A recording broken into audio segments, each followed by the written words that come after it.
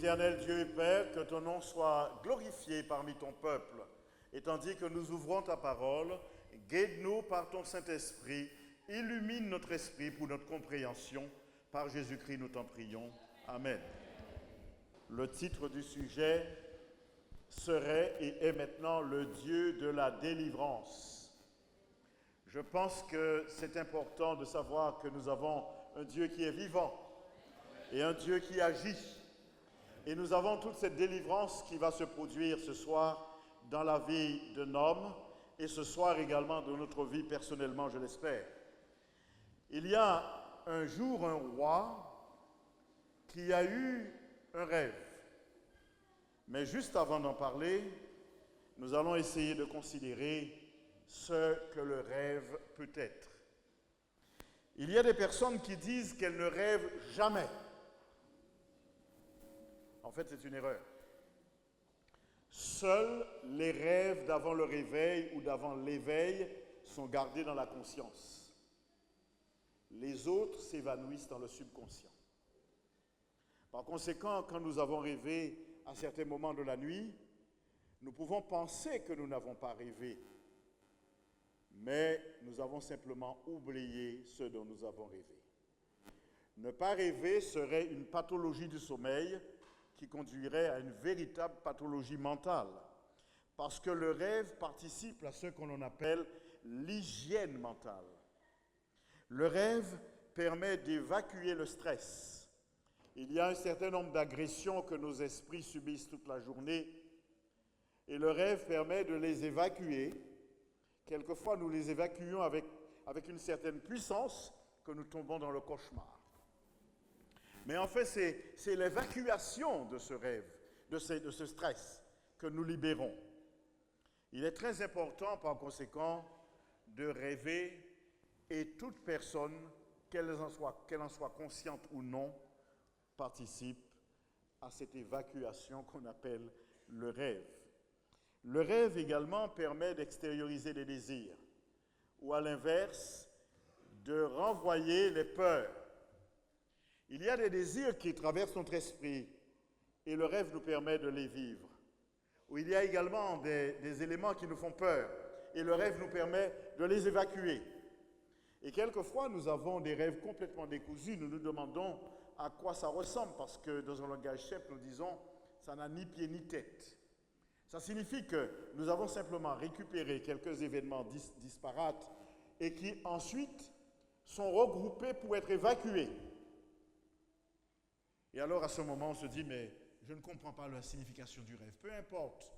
Le rêve n'a pas autant de signification qu'on voulait lui donner, mais il participe à notre hygiène et à l'évacuation de notre cerveau, autrement qui exploserait et qui nous conduirait dans toutes sortes de maladies. Cependant, la Bible dit qu'il y a aussi des rêves qui viennent de Dieu. Et dans le livre de Job, chapitre 33, versets 14 et 15, nous lisons ceci. Dieu parle cependant, tantôt d'une manière, tantôt d'une autre, et l'on n'y prend point garde. Il parle par des songes, par des visions nocturnes, quand les hommes sont livrés à un profond sommeil, quand ils sont endormis sur leur couche. Donc, ce que nous sommes en train de lire ici, c'est que Dieu peut se révéler également à travers des songes. Eh bien, nous avons précisément dans la Bible un songe qui a une signification prophétique extrêmement importante. Et qu'un roi a eu un jour, alors qu'il était sur sa couche. Et je voudrais ce soir avec vous que nous prenions un peu de temps pour essayer de comprendre quel a été ce songe et quelle en est sa signification. Daniel chapitre 2, et nous lisons à partir du verset 1er ce qu'écrit le prophète. La seconde année du règne de Nebuchadnezzar, qui était le roi de Babylone. Nebuchadnezzar eut des songes. Il avait l'esprit agité et ne pouvait dormir. Je ne sais pas si ça vous est arrivé d'avoir un rêve qui vous empêche de dormir. Mais ce jour-là, le roi a eu un songe qui a agité son esprit et il n'arrivait pas à retrouver le sommeil. Alors, comme il est le roi, il a tout pouvoir, il a sa cour des sages, il va faire venir ces hommes et à qui il va poser des questions, notamment assez difficiles pour eux, parce qu'il va leur demander quelque chose dont ils ne sont pas capables. Le roi fit appeler les magiciens, les astrologues, ils disent les astres, les enchanteurs, les chaldéens, pour qu'ils lui disent ses songes. Ils vinrent et se présentèrent devant le roi. Chers amis, si je vous dis qu'hier soir j'ai rêvé, et que je vous demande de me dire ce dont j'ai rêvé, qui en est capable? Même si je demandais à quelqu'un qui est à ma gauche de vous donner 10 000 euros. Parce que peut-être qu'elle pourrait le faire, mais moi je ne les ai pas. Peut-être qu'elle les a. Alors je dis, tu payes pour moi 10 000 euros à la personne qui aura la réponse à la question, est-ce que quelqu'un réussirait à partir ce soir avec les 10 000 euros? Je ne pense pas. Et si vous m'en offriez autant, je pense que je partirais avec les quelques centimes qui sont dans ma poche. Parce que je ne suis pas capable de vous dire ce dont vous avez rêvé. Mais le roi, lui, il fait appeler des gens qu'il avait l'habitude d'avoir à sa cour et qui avaient l'habitude également de venir et de lui interpréter ses songes. Rappelez-vous, ici nous disons, ils sont soit magiciens, astrologues, enchanteurs, chaldéens. Ici, aux Antilles, nous disons gardez des affaires. Menti-mentais. En Guyane, on dit gado. En Haïti, on dit ougan. Mais c'est la même chose. Ce sont des hommes qui ont l'habitude de venir et de dire au roi ce dont il a rêvé et lui en donner l'explication, même si, comme le plus souvent c'est le cas, c'est abracadabra, il n'y a pas d'explication qui soit possible et c'est simplement sorti de l'esprit de ceux qui prétendent dire le songe avec une explication. La difficulté du roi, aujourd'hui, qui va mettre une confusion au milieu de ces magiciens, c'est que le roi leur dira ceci. Versets 3 et 4, page 878. « J'ai eu un songe, mon esprit est agité, et je voudrais connaître ce songe. Les Chaldéens répondirent au roi en langue araméenne. « Ô roi, vis éternellement. Dis le songe à tes serviteurs, et nous en donnerons l'explication. » C'est ce qu'ils avaient toujours fait. Mais le roi a oublié le songe. Quand vous dites le songe à ces Chaldéens, ils vont toujours vous donner une explication. Mais la difficulté, c'est qu'il ne faut pas seulement expliquer, il faut également révéler. Et ça, c'est plus difficile. Alors, le roi, verset 3, reprit la parole et dit aux Chaldéens, « La chose m'a échappé. Si vous ne me faites connaître le songe et son explication, vous serez mis en pièces et vos maisons seront réduites en un tas d'immondices. Mais si vous me faites connaître le songe et son explication, vous recevrez de moi de grands présents, des honneurs.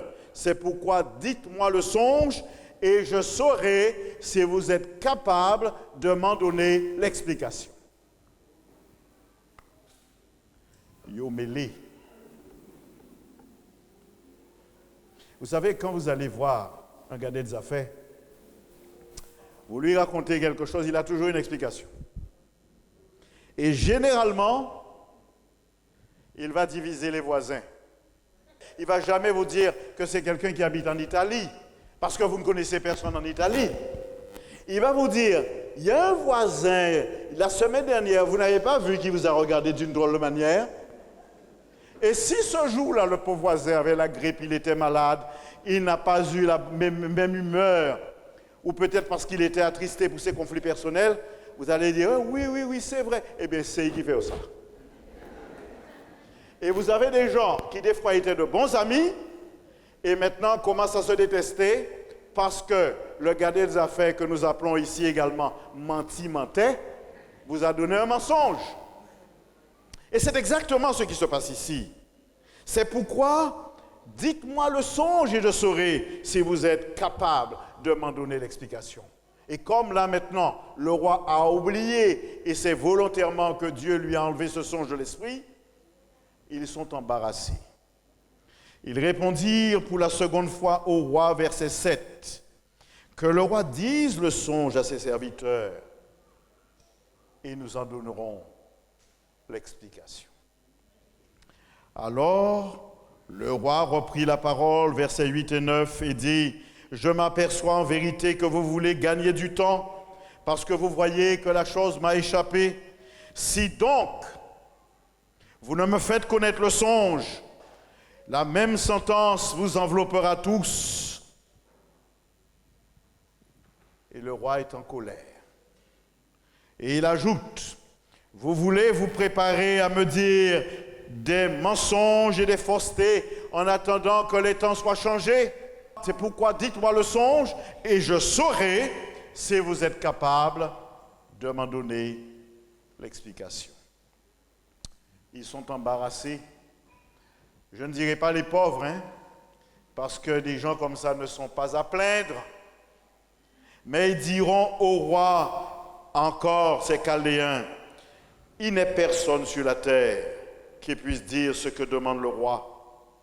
Aussi jamais roi, quel grand et puissant qu'il ait été, n'a exigé pareille chose d'aucun magicien, astrologue ou chaldéen. Ce que tu demandes n'est pas possible. » Ils sont en train de manifester leur impuissance.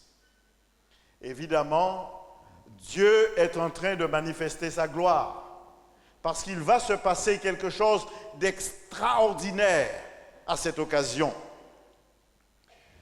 Le roi, dans sa grande colère, il va faire tuer tous ces hommes qui sont incapables de lui révéler son songe. Et le texte biblique dit au verset 12, « Là-dessus, le roi se mit en colère, il s'irrita violemment, et il ordonna qu'on fasse périr tous les sages de Babylone. Et parmi eux, la sentence fut publiée, les sages étaient mis à mort, et l'on cherchait Daniel et ses compagnons pour les faire périr. » Il y a des morts ce jour-là. Il fait mourir les magiciens, il fait mourir les astrologues, mais il fait mourir tous les sages de Babylone. Soulignez avec moi, on cherchait Daniel et ses compagnons pour les faire périr. Daniel était-il un astrologue? Oui ou non?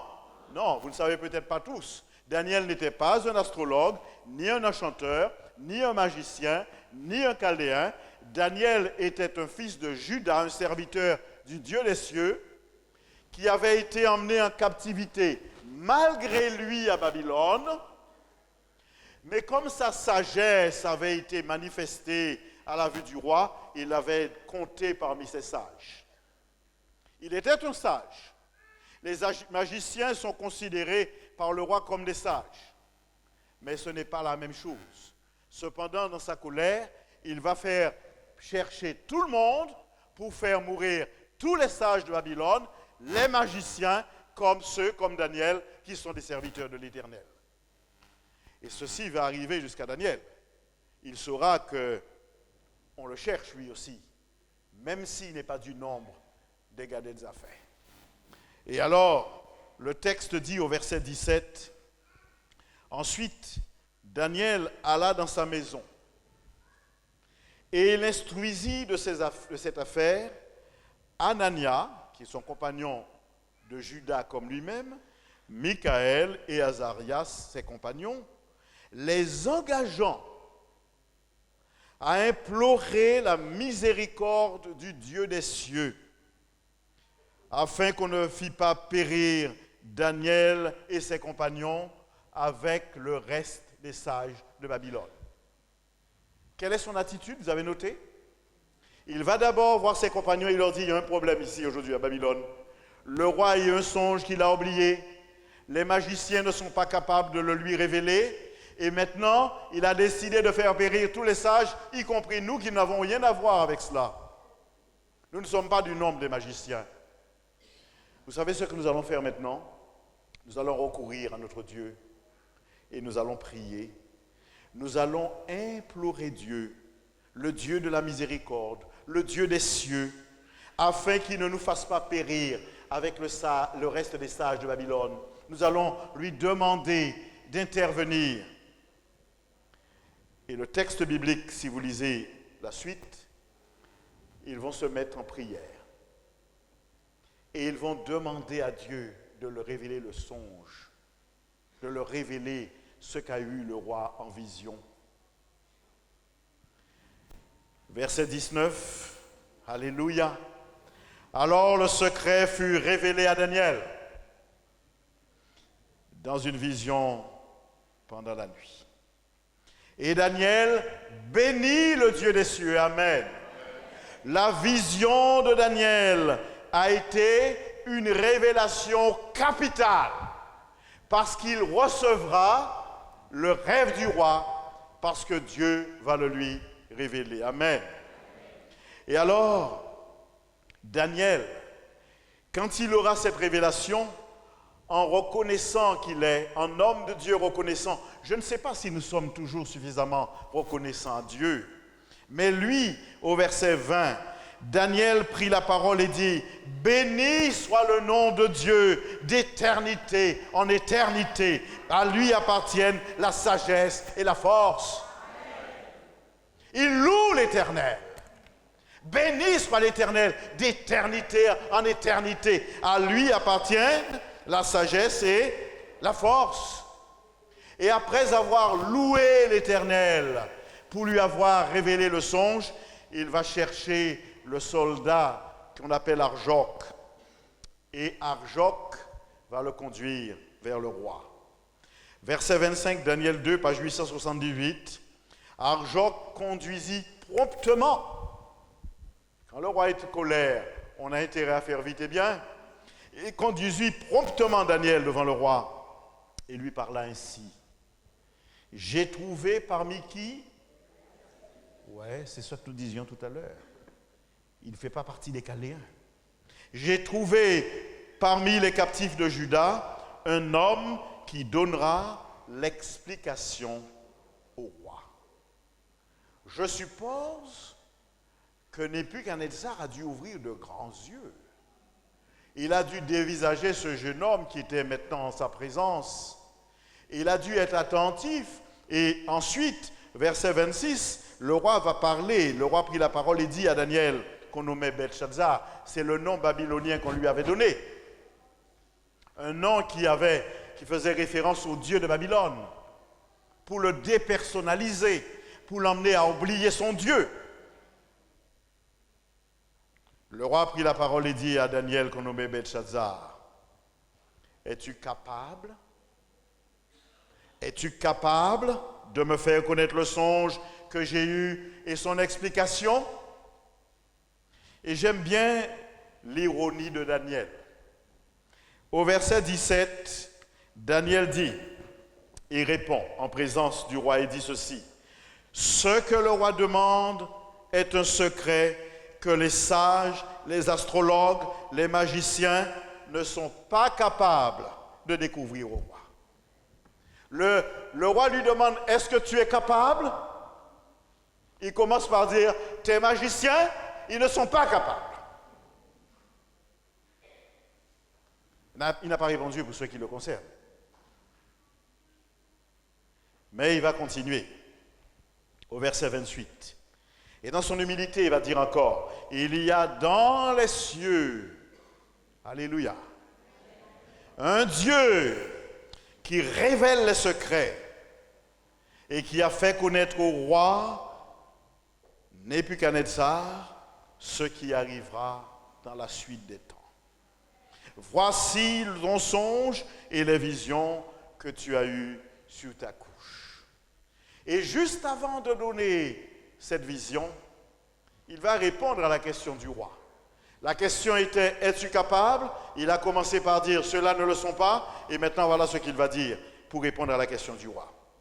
Verset 30. Si ce secret m'a été révélé, ce n'est point qu'il y ait en moi une sagesse supérieure à celle de tous les vivants humilité, mais c'est afin que l'explication soit donnée au roi et que tu connaisses les pensées de ton cœur. Donc, il y a un Dieu qui est capable. Vous savez, quelquefois, les humains ont la volonté de manifester une puissance qu'ils n'ont pas. La seule puissance se trouve en Dieu. Amen. Et quand nous prions ici, nous ne prions pas avec une autorité humaine, nous prions sous le pouvoir de Dieu. Et par conséquent, c'est Dieu qui est capable. Il y a un Dieu dans les cieux qui peut et qui est capable. Et voici maintenant que Daniel va donner au roi le songe qu'il a eu sur sa couche. Voici la description du rêve que nous avons en Daniel chapitre 2, nous lisons au verset 31. Ô roi, tu regardais et tu voyais une grande statue. Cette statue était immense et d'une splendeur extraordinaire. Elle était debout devant toi et son aspect était terrible. Le roi a dû pâlir parce qu'il entend effectivement revenir à sa conscience. Il voit dans cette révélation que c'est ce dont il avait rêvé. Il avait vu une grande statue, extraordinairement grande. Elle était d'un aspect terrible. Et voilà le détail de ce qu'il avait vu. La tête de cette statue était d'or pur. La poitrine et les bras étaient d'argent. Le ventre et les cuisses étaient d'airain. On appelle comment encore les reins? Le bronze. Remarquez bien, jusque-là, nous avons exactement l'ordre dans lequel les médailles sont offertes aujourd'hui. L'or, l'argent, le bronze. Ce sont des métaux, et là nous sommes en valeur décroissante. Les jambes étaient de fer, et les pieds étaient en partie de fer et en partie d'argile. Essayons de résumer ensemble. Le roi a vu une grande statue. La tête de cette statue était faite de quel métal? D'or pur. La poitrine et les bras étaient en argent. Les hanches et les cuisses étaient en airain ou en bronze. Les jambes étaient en fer et les pieds mélangés d'argile et de fer. Donc ce sont une valeur décroissante dans les métaux. Et il ajoute ce qu'a vu le roi, qui a dû l'impressionner plus que tout encore. Tu regardais, verset 34, lorsqu'une pierre se détacha sans le secours d'aucune main, frappa les pieds de fer et d'argile de la statue et les mit en pièces. Alors, le fer, l'argile, l'airain, l'argent et l'or furent brisés ensemble et devinrent comme la balle qu'il s'échappe de l'air en été. Le vent les emporta et nulle trace n'en fut retrouvée. Rappelez-vous les différents métaux. Maintenant, il y a la pierre qui va frapper quelle partie? Les. Et quand la pierre va frapper les pieds, qu'est-ce qu'il adviendra de tous ces métaux, de toute cette statue? Elle volera en éclats. Et alors, ensuite, Daniel de dire au verset 35, mais la pierre qui avait frappé la statue devint une grande montagne et remplit toute la terre. Voilà le rêve. L'explication devient nécessaire maintenant. Déjà, c'est impressionnant de voir une statue avec des métaux en valeur décroissante, une pierre qui vient frapper les pieds et tout explose pour former une montagne. Mais qu'est-ce que tout cela peut vouloir dire? Et le roi est anxieux d'entendre l'explication, ce que Daniel va lui donner maintenant. Daniel est devenu un prophète de l'Éternel. De captif de Juda, il a été emmené à Babylone. Et remarquez bien, je l'avais dit dernièrement, il y a eu la guerre et Babylone a emmené des captifs Et comme à l'époque on disait que c'était les dieux qui donnaient la victoire, les Babyloniens croyaient que leur divinité était supérieure à celle de ceux de Juda. Et Dieu là maintenant est en train de se révéler dans une guerre spirituelle. Il est en train de montrer que c'est lui qui est le Dieu des cieux, qui a tout pouvoir et qui a la connaissance. Donc, Daniel est devenu un prophète. Il est un homme que Dieu choisit pour parler aux autres de sa part. Et voilà ce que Daniel dira. Nous sommes au verset 37 et 38.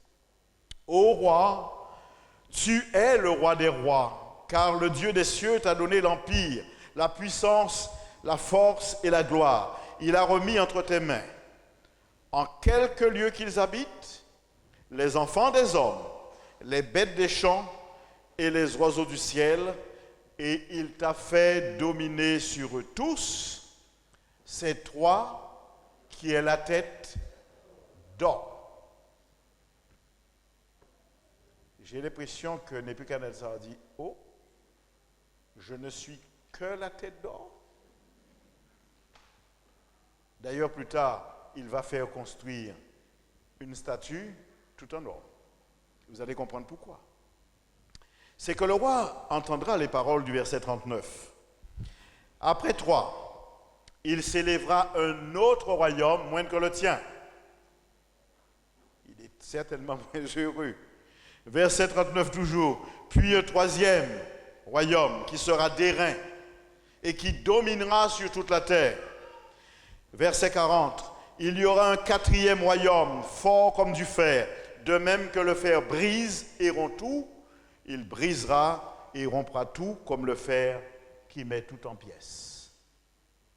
Le roi découvre que, en fait, Daniel est en train de lui dire que son règne va durer pour un temps limité parce qu'il n'est que la tête d'or et qu'après lui, il y aura un autre royaume moindre, puis un troisième, puis un quatrième. Je ne pense pas qu'il est très heureux d'entendre cela. Mais la révélation continue, verset 41.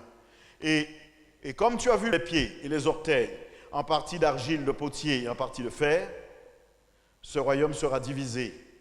Mais il y aura en lui quelque chose de la force du fer, parce que tu as vu le fer mêlé avec l'argile. Et verset 42-43, et comme les doigts des pieds étaient en partie de fer et en partie d'argile, ce royaume sera en partie fort et en partie fragile. Tu as vu le fer mêlé avec l'argile, parce qu'ils se mêleront par des alliances humaines, mais ils ne seront point unis l'un à l'autre, de même que le fer ne s'allie point avec l'argile. Vous avez bien entendu ce qui se passe là? Il y a des métaux qui représentent des royaumes, nous sommes d'accord? L'or, la tête d'or représente le royaume de Nebuchadnezzar, c'est-à-dire Babylone. Mais Dieu est en train de dire ici que après Babylone, il y aura un royaume qui sera moindre, mais qui dominera tout le monde à la place de Babylone, puis un troisième, puis un quatrième, puis une division de ce quatrième.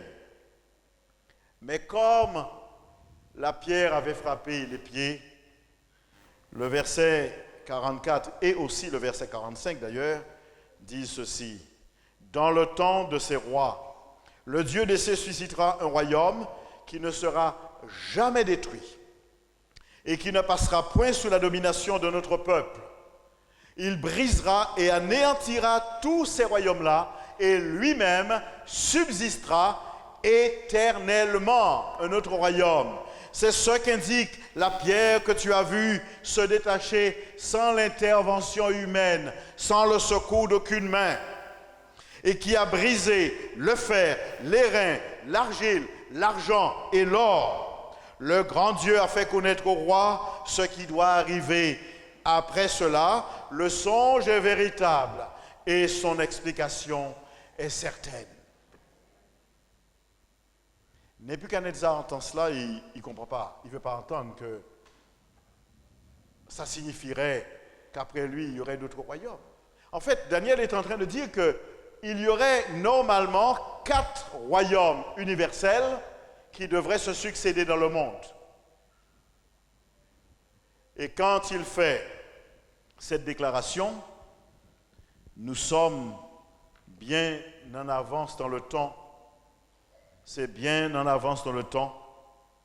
Daniel est en train de faire cette révélation, peut-être en 605-604, maximum 603 avant Jésus-Christ, parce qu'il est captif de Babylone. En effet, nous avons ici un résumé. Le monde a de façon surprenante, et les historiens, s'il y en a dans la salle, ne pourront pas démentir. Et vous pouvez noter et partir voir vos professeurs d'histoire, ils ne pourront pas démentir. Le monde, de façon surprenante, a eu un premier empire universel qui a été celui de Babylone, qu'on situe aux environs de 606 à 538 avant Jésus-Christ. Ce n'est pas le plus puissant dans la durée, mais le plus puissant en richesse. On dit que les vaisselles étaient en or, tout était en or. Mais un jour, alors que Babylone était en train de régner, il y a eu une guerre menée par Cyrus, et entre 539 et 331, les Mèdes et les Perses ont partagé le pouvoir après avoir vaincu Babylone. Et il y a eu, comme Daniel l'avait annoncé, un second empire universel qui a régné dans le monde entier et qui voudrait régner pendant tout le temps, sauf que la prophétie avait annoncé qu'il y aurait un troisième royaume. Et on a vu arriver un homme qui était rapide, qu'on appelle Alexandre le Grand. Et Alexandre le Grand, ce Macédonien, il est venu. Et lui, en 331, il a vaincu les Médo-Persans. Et il a régné sur le monde entier. Il n'a pas régné sur lui-même, malheureusement. Parce qu'il est mort de delirium tremens. C'était un grand alcoolique. Mais les Grecs ont dominé le monde pendant cette époque. La prophétie disait qu'il y aurait eu un quatrième royaume qui serait moindre et qui serait comme le fer. En effet, après la puissance des Médo-Persans, des Grecs, on a vu arriver les Romains en 476 avant Jésus-Christ. Pardon, en 168 avant Jésus-Christ. Ils vont prendre le pouvoir. En 168 avant Jésus-Christ, ils vont prendre le pouvoir et ils vont régner en maître sur le monde. On dit que le régime de Rome était un régime de fer. D'ailleurs, Jésus va naître au moment où c'était les Romains qui gouvernaient le monde. C'est pourquoi il sera jugé par le Pilate romain. Il sera conduit par des soldats romains et il sera crucifié par des Romains, par la puissance ecclésiale romaine. C'était à cette époque que Jésus est venu au monde. Les Romains régnaient dans le monde entier. Mais ils vont régner jusqu'en 476. Parce que les pieds étaient divisé, mélangé d'argile et de fer. Et il était dit que ce quatrième royaume serait divisé. Nous l'avons lu ensemble tout à l'heure, pas vrai? Et c'est ce qui arriva alors que Babylone avait régné de 606 à 538. Les Médo-Persans avaient partagé le pouvoir de 539 à 331, que les Grecs avaient régné de 131 à 168, il y en a qui disent 176, que les Romains ont pris le pouvoir en 176 ou 168 avant Jésus-Christ pour régner jusqu'en 476 après Jésus-Christ. En 476, nous aurons ce qu'on appelle l'invasion barbare. Et Rome sera envahie. Et Rome, comme empire universel, va exploser pour devenir ce qu'on appelle aujourd'hui l'Europe. Les anglo-saxons vont prendre ce qu'on appelle l'Angleterre. Les Francs vont envahir la France. La Burgonde, ça deviendra la Suisse. Ils vont prendre la France et la Suisse également. Les Hérules ou les Lombards vont envahir l'Italie. Et Rome sera ainsi divisée pour former l'Europe. Exactement comme la prophétie l'avait annoncé. Daniel avait dit qu'il y aurait 4 royaumes universels qui se succéderaient et que le dernier exploserait et serait divisé. Ils se mêleront par des alliances humaines comme on le fait aujourd'hui, mais ils ne seront point unis. Mesdames et messieurs, c'est étonnant de révélation que la parole de Dieu est précise. La parole de Dieu nous dit les choses en avance afin que quand elles s'accomplissent, nous croyons et que nous ayons la foi. Ça m'est arrivé une fois d'emmener quelqu'un chaque dimanche, un voisin. J'avais des conférences et chaque dimanche, il voulait venir avec moi. Il est venu un dimanche et j'aurais bien aimé qu'il revienne le mardi. Je lui dis, je viens vous chercher dimanche prochain. D'accord, le dimanche prochain, je vais le chercher. Et le dimanche prochain, quand j'ai fini, je lui dis, je viens vous chercher dimanche prochain. Mais le jour où j'ai prêché ce sujet-là, il m'a dit, demain, je serai avec vous. Et il n'a jamais plus été absent jusqu'à accepter Jésus dans les eaux du baptême. Parce qu'il a compris que le Dieu des cieux est un Dieu qui se révèle, non seulement qui délivre son serviteur Daniel, qui délivre son peuple, mais qui se révèle à travers la prophétie, parce que c'est extraordinaire de voir avec quelle précision l'histoire prophétique se réalise. Et les hommes sont surpris. N'empêche que ce n'est pas tout, parce que la pierre avait frappé les pieds dans la statue. Et Daniel avait dit au verset 44, « Dans le temps de ces rois, le Dieu des cieux suscitera un royaume qui ne sera jamais détruit et qui ne passera point sous la domination de notre peuple. Il brisera et anéantira tous ces royaumes-là et lui-même subsistera combien de temps? Éternellement. » Ce qui signifie que le prochain royaume, c'est le royaume de Dieu. Alléluia. On a vu les 4 royaumes universels se succéder. Et maintenant, nous attendons le suivant. Le prochain qui va être établi maintenant, c'est le royaume de Dieu.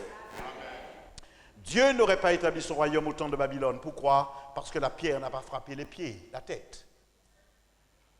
Dieu n'aurait pas établi son royaume parce que la pierre n'a pas frappé la poitrine et les bras. Dieu n'aurait pas établi son royaume au temps des Grecs parce que la pierre n'a pas frappé les hanches. Dieu n'aurait pas établi son royaume au temps des Romains parce que la pierre n'a pas frappé les jambes. Mais Dieu va établir son royaume après la division de Rome dans le temps de l'Europe. Donc nous sommes au bord de l'établissement de ce royaume. Et tous ces royaumes humains exploseront pour enfin faire apparaître le royaume de Dieu. Chers amis, c'est pourquoi l'évangile est prêché. La Bible dit dans Matthieu chapitre 24, verset 14, « La bonne nouvelle du royaume sera prêchée dans le monde entier pour servir de témoignage à toutes les nations, alors viendra la fin. » Nous sommes ici chaque fois que nous avons de la réunion, c'est pour vous prévenir qu'il est temps que tous ceux qui se sentent appelés par l'Esprit de Dieu de venir à lui et d'accepter sa parole, non seulement en l'écoutant, mais en la mettant en pratique.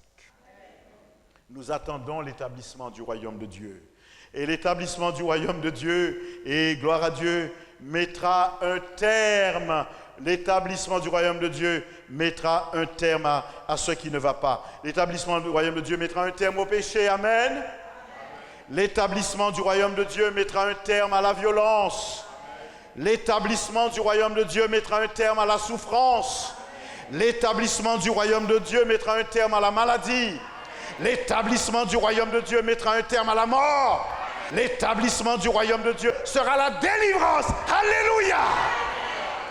Que nous attendons. L'établissement du royaume de Dieu amènera l'ère de la justice. Dieu, ce soir, nous y invite. Quelle est votre réponse personnelle? Chacun dans son cœur. Je vous invite, quand vous rentrez chez vous ce soir, mettez-vous à part et priez. Dites, Seigneur, que veux-tu que je fasse de tout ce que j'entends? Il parlera à votre cœur. En tout cas, il y a deux options. Le Seigneur nous propose la couronne, le diable nous propose les avantages de ce monde. Je te donnerai tout ce qui est là. Même à Jésus, il a dit, si tu te prosternes et m'adores, je te donne tout. Quelle est notre réponse? La volonté de Dieu, c'est que nous soyons assez intelligents, d'une intelligence spirituelle, pour accepter le royaume qu'il nous propose. Voulez-vous venir au royaume de Dieu? Quels sont ceux qui le souhaitent vraiment? Amen. Alléluia. Que le nom de Dieu soit béni. Que vous soyez des hommes et des femmes du royaume de Dieu. Je ne dis pas que vous soyez des membres d'une communauté. Un jour, je prêchais comme ça en Guyane. J'avais 10 femmes du rosaire. 10 femmes du rosaire. J'ai envie d'inviter un de ces jours à venir ici, lui payer le billet, qu'elle vienne nous raconter son témoignage. Et elles sont venues aux conférences. Elles sont venues à 2, le premier jour. Et comme le Seigneur a parlé à leur cœur, elles sont allées chercher les autres. Et les 10 femmes sont arrivées. Et elles étaient au premier banc à écouter l'évangile. Et à la fin des conférences, parmi les immergés pour le Seigneur, les 10 ont accepté la parole de Dieu. Et les 10 ont été baptisés. Ce n'est pas l'Église qui nous sauve, c'est la vérité de la parole de Dieu. On ne peut pas continuer à suivre les traditions. Quelques-uns disent des fois, j'ai grandi dedans. Mais là où grandit, pas tenir aux toilettes, WC. Et nous avons modernisé avec la connaissance et la science. Nous avons grandi à la chandelle, on a mis l'électricité. On a grandi avec la tradition, aujourd'hui il y a la vérité. Et nous devons accepter la parole de Dieu. Et ne pas continuer dans la tradition parce qu'on nous a dit cela. Et ces femmes-là étaient sincères et aujourd'hui elles témoignent pour la vérité au nom de Jésus. Mes amis, Dieu nous propose son royaume. Qu'allons-nous en faire? Tous ceux d'entre vous qui veulent être sauvés avec Jésus, voulez-vous vous tenir debout? Tandis que nous chantons le chantème maintenant. L'heure s'écoule. Qui sait si nous vivrons demain?